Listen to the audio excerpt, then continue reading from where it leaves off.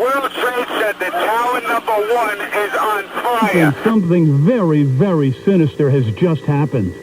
Joe, this is unbelievable, Ed. It is. Oh, my unbelievable. God. So now we have 2 buildings afire. One of our callers. Today we've had a national tragedy. 2 airplanes have crashed into the World Trade Center. So I went into the living room to see what the markets were doing on CNBC, and they were showing a hole with some smoke coming out of one of the World Tower buildings. And they didn't know if it was a small aircraft, they didn't know what was going on. And then all I remember was getting you guys ready and taking off down to the babysitter to drop you off. And on the way down there, WOR, I think it's WOR, the radio station in New York, was piped in to St. Louis, and they were giving reports of what the firemen and the policemen were doing.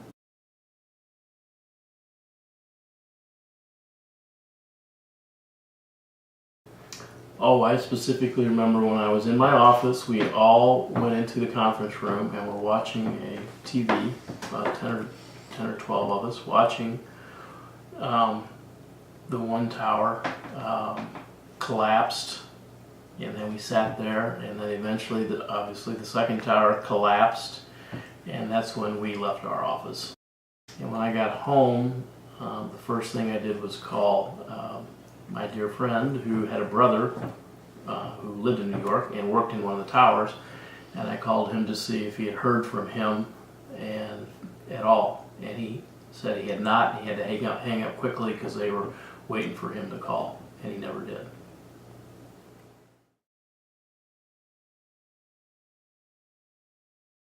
Non-stop to that whole entire day, into the night, into the next day. The stock market closed for an entire week, which is unheard of, and it was media coverage 24 hours a day.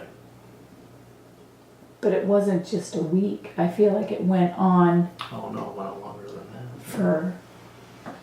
But I just remember. For months. I couldn't go to work. Because there was coverage for this event, I feel, for years, not just in the moment. I mean, movies have been made about it, etc. It's revisited every anniversary of that day.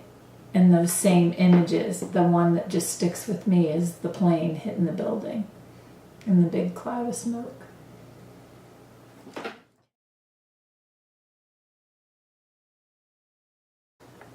Yes, I did. I think they covered it as well as they could because it was unprecedented. We haven't seen anything probably like that attack since World War II in Pearl Harbor. So no, I thought it was covered very well. So it was riveting and almost sucked you in. It was so unbelievable what you were watching. So. But I think the media coverage of all of those different events happening all at that time made people across the country have to really think about, wow, I need to prepare myself for what if something like this would happen here. And you think of big events at like stadiums or, where there would be anything that would be a large crowd of people because of all the coverage of all those events made you think about that with events that drew a large crowd. For me, I do think the media tried to connect more with some of those family members. I remember them playing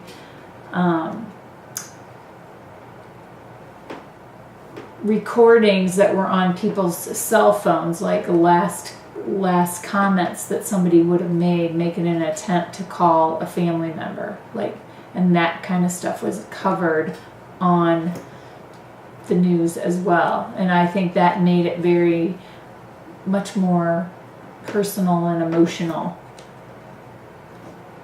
The media actually did their job of reporting what was going on and not trying to direct or create news. They were actually reporting and following the story as it unraveled. It was not political whatsoever.